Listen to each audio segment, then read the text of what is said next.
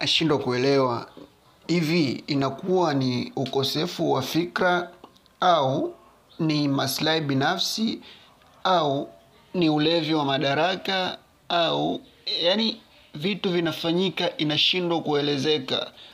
Embo imagine kocha amehangaika na timu hatua zote, hatua za awali, hatua za makundi, hatua za kufuzu, timu mpaka inafuzu, inaelekea kwenye tournament, inafika hatua siku ya mashindano.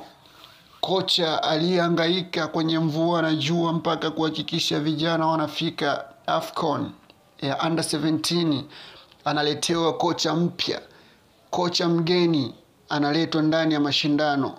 Hivi viongozi huwa wanawaza nini?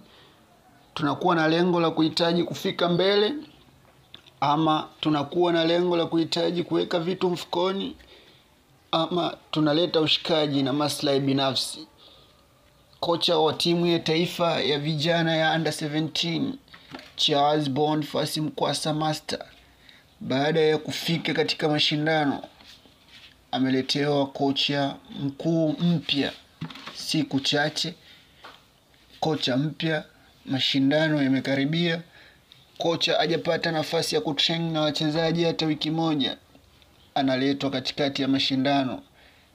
Hii inaonesha wazi viongozi wa TFF ni wachumia tumbo, wanaangalia zaidi maslahi binafsi kuliko maslahi ya mpira wa Tanzania, maslahi ambayo yanaweza kutufikisha siku za usoni na kuonekana kuwa nchi tishio katika masuala ya soka.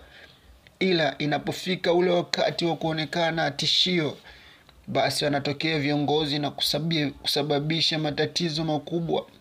Timu imeburuzwa vya kutosha, timu haielewi, watoto wamechanganyikiwa, yupi wamsikilize, yupi wamwache.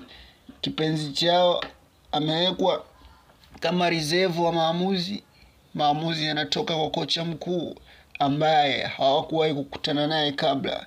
Hii inaonesha wazi madudu na mafyongo yanayoendelea katika uongozi wa TFF.